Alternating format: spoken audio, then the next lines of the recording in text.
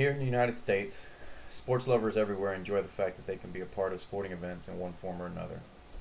The interaction with sports can range from watching the event on television or watching from the sidelines to tailgating prior to the game or enjoying the after party.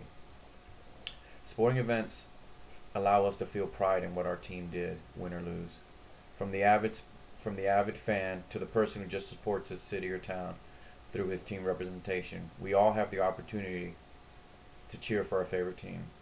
Most Americans find themselves supporting different sporting pastimes. Some even go as far as saying that these pastimes are what define us as Americans. A key element to pastimes is athletes. Through their talent, athletes make it worth our while to watch the game we have all grown to love. But at the same time, they've all been set aside in a special place in society. Good afternoon, my name is Sergeant Amador, and today the purpose of my speech will be to persuade my audience into seeing how I believe professional athletes in America are overpaid and what I believe are the factors that contribute to such high salaries. Considered by most to be the elite, some professional athletes have been placed on a pedestal. It can be questioned how professional athletes have made it to this special place in society, and at what cost to the faithful fan. Has society itself helped in the hand of elevating professional athletes to this level? Or is it that corporate America has too much influence on our pastimes? Whichever the point of view one takes, I believe professional athletes are paid entirely too much money because what they contribute to society is minimal, thus making them the most overpaid group in America. There are two factors that contribute to outrageous salary amounts that the athletes receive. One factor is the amount the owners are willing to pay. Another factor is the amount of money that comes from marketing and ticket sales. These two factors lead to the question, can America measure the worth of a professional athlete in dollars and cents? The answer is yes and no. One can argue that athletes provide entertainment. They serve as role models to youth, and they are the fittest people who work extremely hard to stay that way. And they also have multi-million-dollar corporations depending on them to be successful. As fans, we help control the salaries of the players. Through purchasing tickets, player-endorsed equipment, and team merchandise, fans have the direct hand in this problem. Along with large salaries as a professional athlete also comes responsibilities as role models. Role models to our youth. Professional athletes make both positive and negative impacts. What message are professional athletes sending whenever they demand more money than what the already multi-million-dollar contracts they already have? Who and why are they deemed role models? Should multi-million-dollar contract warrant their behavior to be at a higher level, especially as role models? I believe that answer is yes. So why do American fans continue to contribute to the outrageous salaries? Some people simply state because it's for the entertainment that they provide. Another factor that has a big effect on the sky-high salaries is television exposures. Television serves as the biggest tool for marketing community.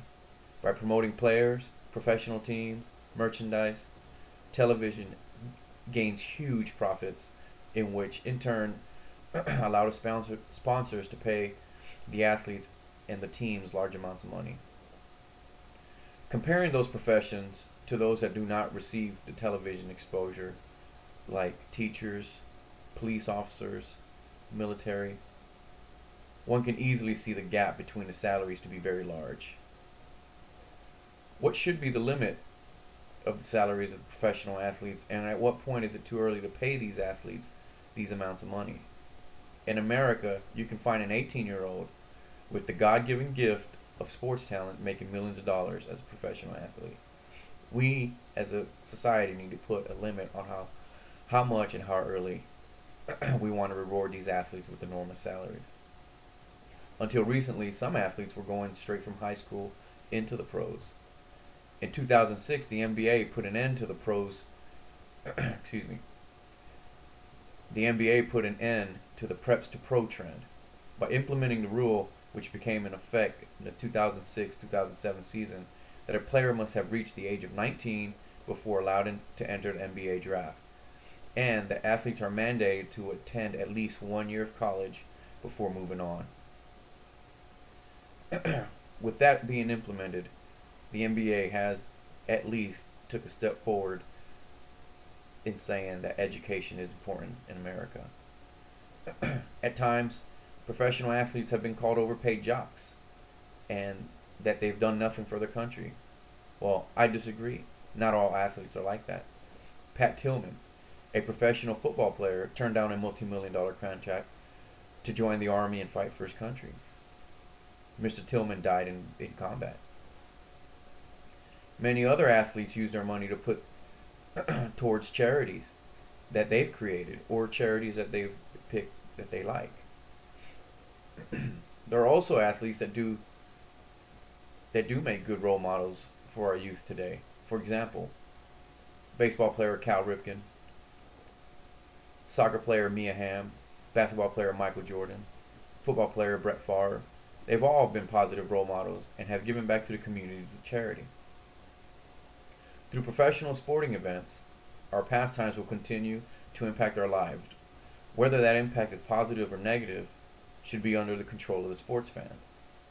Suppose society decides to stop paying for outrageous ticket prices and expensive merchandise, and also demands higher standards from professional athletes who are role models to our youth.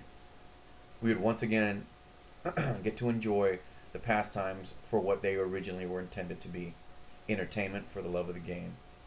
Only then will prices of tickets and merchandise cease to move skyward, and salaries will seem more reasonable.